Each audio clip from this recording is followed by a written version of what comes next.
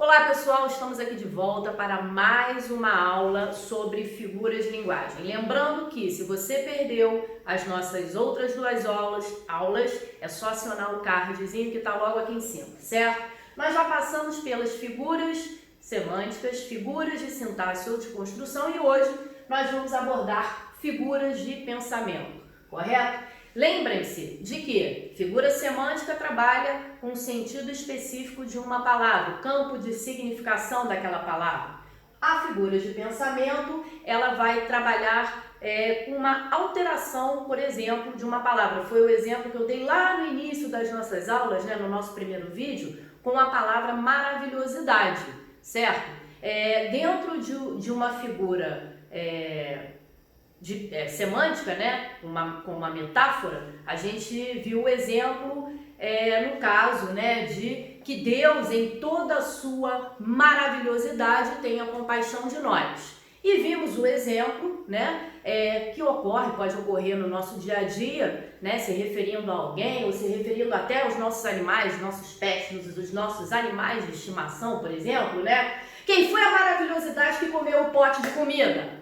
Você não está dizendo que aquele cachorrinho, por exemplo, ele foi grandioso na sua ação, você está ironizando aquilo que ele fez, certo? Então vamos lá, primeira delas, antítese. A antítese ela vai trabalhar com sentidos opostos que as palavras têm entre elas, Não existe... isso aí... Temos esse trecho, certas coisas, de Lulu Santos, que diz: não existiria som se não houvesse o silêncio, não haveria luz se não fosse a escuridão. Que romântico! Então a gente tem aqui luz, escuridão, dia, noite, silêncio, som. Então nós temos palavras que têm sentidos opostos, portanto, antítese, certo? Vale lembrar que lá dentro da escrita barroca, o período literário, foi um período literário que trabalhou muito com antíteses, certo? Próxima figura de pensamento é o paradoxo. Ao contrário do que muitas pessoas pensam, paradoxo é diferente de antítese, certo? O paradoxo, ele vai... É como se você não visse muito nexo naquilo que está sendo dito. Por exemplo, se você quiser me prender, vai ter que saber me soltar. Como assim? Se você quiser me prender, você vai ter que saber me soltar? Não estou entendendo. Percebem essa desconexão das ideias? Criou-se um paradoxo, certo? Aqui a gente tem, o paradoxo, ele foi criado pela oposição lógica das palavras prender e soltar. Outros exemplos: o riso é uma coisa séria, o melhor improviso é aquele que é bem mais preparado. O amor é ferida que dói e não se sente. Como assim? Paradoxo. Gradação ou clímax. A gradação, ela vai trabalhar com uma ideia sequencial. Ela pode ser ascendente ou descendente. Observem: mais 10, mais 100, mais 1000 e mais 1 bilhão. Uns cingidos de luz, outros ensanguentados. Trecho de Machado de Assis. Então você tem essa ideia de gradação na organização da progressão das palavras ou das expressões. Lembrem-se, existe a gradação ascendente, crescente, assim como existe a gradação decrescente. Você poderia começar, por exemplo, dizendo mais 1 bilhão, mais 1000, mais 100, mais 10. Você teria essa gradação descendente. Personificação ou prosopopeia. Uma famosa conhecida, uma velha conhecida nossa, As casas espiam os homens que correm atrás das mulheres. Então, é um trecho do poema de Sete Faces, do Drummond. Peraí, casa espia alguma coisa? Tá, entendi. Então é quando você atribui características humanas e qualidades a objetos inanimados. Ironia. Moça linda, bem tratada, 3 séculos de família, burra como uma porta, um amor. Perceberam a ironia? Então você tem, né, uma dissimulação, um disfarce daquilo que realmente você quer dizer. E normalmente ela é utilizada para expressar de forma sarcástica ou bem-humorada uma mensagem. Apóstrofe, nós a conhecemos dentro do campo gramatical como vocativo. Como figura de linguagem, nós damos o nome de apóstrofe. Ó, Deus perdoa este pobre coitado que de joelhos rezou um bocado, pedindo para a chuva cair sem parar. Trata-se de uma figura utilizada para invocação ou chamamento. Também pode indicar uma surpresa, uma indignação, certo? É muito comum a gente utilizar apóstrofe no nosso dia a dia. Nossa Senhora, não acredito. Quiasmo. Eu disse quiasmo, não é quiabo. Cuidado, quiasmo. O que é o quiasmo? É quando você tem um cruzamento de palavras ou expressões fazendo com que elas se repitam, certo? Normalmente ela vai ser utilizada para enfatizar algum feito. Então, um bom exemplo de como é usado no dia a dia é o seguinte: não, ele quase não sai.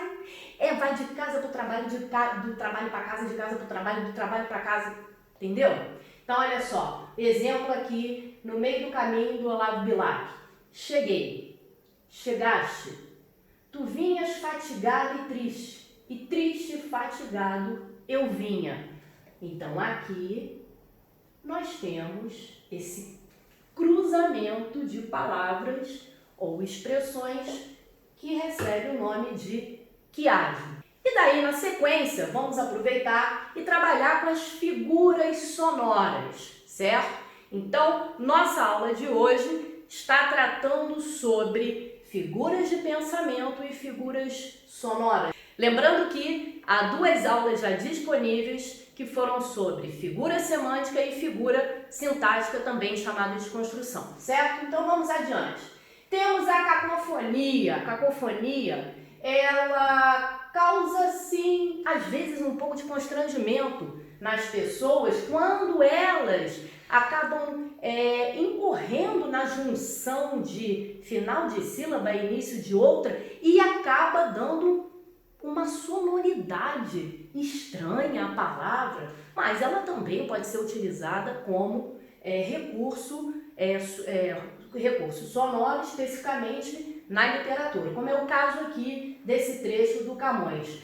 Alma minha gentil que te partiste, tão cedo desta vida descontente, repousa lá no céu eternamente, e viva eu cá na terra sempre triste. Repare que a junção, as últimas sílabas, a última sílaba com as iniciais, com a inicial de outra, gera um significado diferente. Alma minha, percebeu? Tem outros exemplos de cacofonia que podem incorrer num vício de linguagem. Quando é utilizada dentro de literatura, né, dentro da esfera artística, é considerada uma figura sonora, certo? Mas no dia a dia é melhor evitar.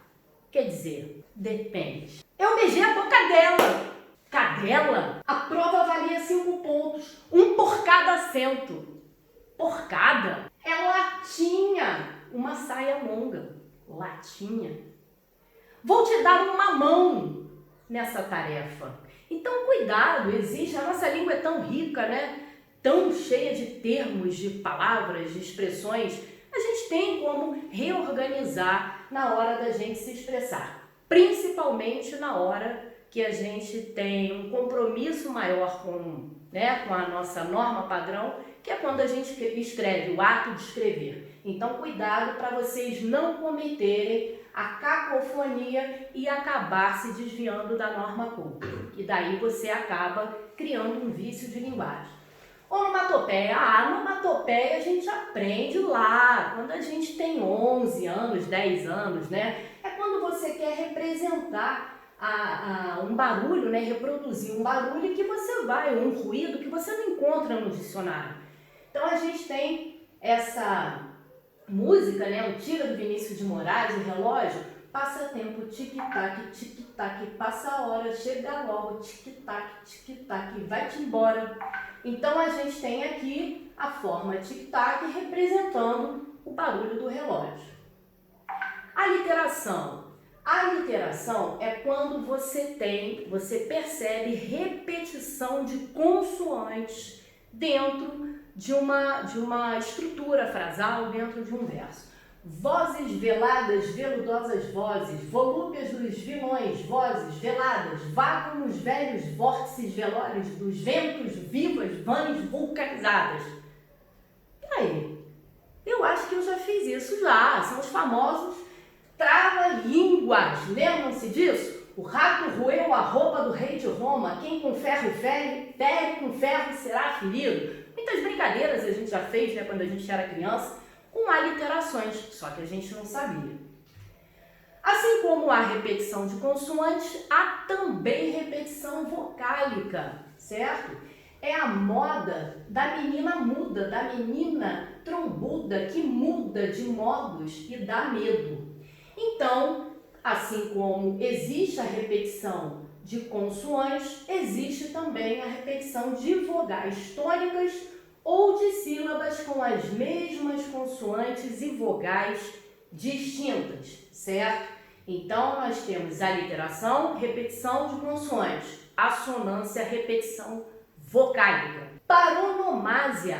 A paronomásia é muito interessante, é quando você tem palavras iguais ou com sons semelhantes, certo? Mas com sentidos diferentes. Por exemplo, né, há provérbios que, como esse no caso que eu coloquei aqui, quem casa quer casa. Você tem a repetição da mesma palavra, porém com sentidos diferentes. É um caso de paronomásia. Você tem aqui, enquanto é tão cedo, quanto for um berço meu, enquanto for um terço meu, serás vida, bem-vinda, será viva, bem viva em mim. Então, paronomásia, lembrem-se que são palavras iguais ou com sons semelhantes.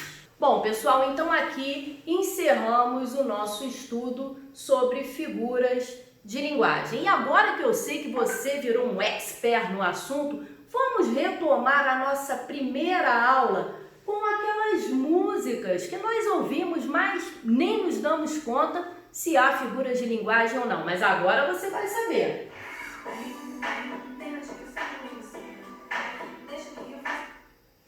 Nesse clipe da Anitta, é o quê? O que você falou? Onomatopeia? Muito bem, acertou, é isso aí. Vamos pro próximo.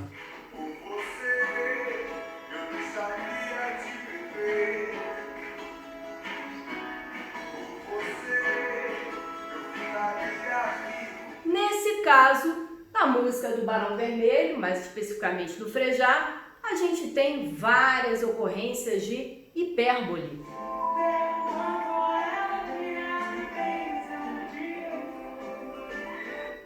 Que coisa linda essa letra da Maria Gadu. Ô meu pai do céu, limpe tudo aí, que ela vai chegar, ela precisa dormir. Nada mais é do que um eufemismo, né? Falando de quem se foi.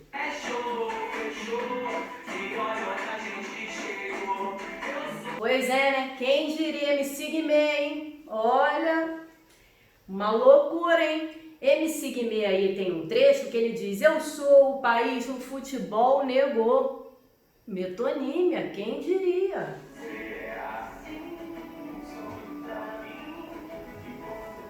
Nessa música dos tribalistas, você assim, um sonho pra mim. Eu ouvi direito? Ah, metáfora. Muito bem, pessoal. Agora vamos às propagandas, né? Na publicidade, ó. Reparem na sugestão que fechada, aberta, fechada, aberta, fechada, aberta, aberta, fechada, aberta. Essa antítese, né? Reparem, quando você vai deliciar um chocolate, né? Um bombom, fechada, aberta. Viu como é que a propaganda, ela acaba nos induzindo através de recursos expressivos a consumir um produto? Quer continuar a respirar? Comece a preservar. Repare um detalhe. Vocês têm aqui, né, uma associação com o formato, né, do pulmão, dos pulmões, né? E daqui, como um todo, né, são árvores que estão representando o todo, que seria a floresta. Então aqui nós temos um recurso metonímico, a parte por um todo, que seria a floresta. Aqui, laranja sume. Tem dias que eu acordo um bagaço. O que foi atribuído à laranja? Uma personificação, uma prosopopeia. Foi atribuída a ela uma característica, uma qualidade daquilo que nós utilizamos no dia a dia. Nossa, hoje eu estou um bagaço. E foi uma propaganda, né, do hortifruti, da rede hortifruti. Essa é muito interessante, olha só. Você tem aqui a imagem de um dragão abraçado ao frasco da pimenta, induzindo o quê? O que vocês acham? O que o dragão faz, né? Ele não espelha aquele fogo? Então, parece que essa pimenta ela é bem forte, ela é bem ardida, sugerindo a sinestesia, né? Dando a você a ideia do seu paladar, para quem gosta, quem admira, né, o gosto, quem admira a pimenta, né? Então dizendo que essa pimenta ela é quente, ela é ardida, sinestesia. Nas charges e nas tirinhas, aqui nós temos, né, essa charge em relação ao sistema penitenciário brasileiro, né? Onde os prisioneiros colocados dentro de uma panela de pressão está prestes a explodir, né? Como representando metaforicamente o sistema penitenciário brasileiro. Aqui nessa outra, o senhor poderia me ajudar? Estou meio perdida. Bala perdida. Existe outra forma de nomear esse tipo de coisa? Não existe. Bala perdida. Catacrese. Lembre-se de que a catacrese, ela trabalha com o fato de dar um nome àquilo que não teve outro para ser colocado no lugar. Fofoqueira não, querida. Eu sou produtora de biografias orais não autorizadas. Eufemismo. Ela está tentando abrandar o fato dela ser fofoqueira, né? Dizendo que ela é produtora de biografias orais não autorizadas. Muito cara de pau, né? E aqui, né, você tem a situação, acorda armando, você não sabe que o amor é como uma flor? Comparação. O amor é como o motor do carro, Armando? Comparação. Toda certeza é relativa. Tem certeza, professor? Absoluta. Ué, peraí, não estou entendendo. Se o cara disse que toda certeza é relativa, como é que ele tem certeza absoluta? Paradoxo. Bom, pessoal, muito obrigada pela presença de vocês. Lembrem-se de se inscrever no canal do CSP, certo? Para ter acesso depois a mais videoaulas. Beleza? Um abraço, fiquem com Deus e tudo de bom.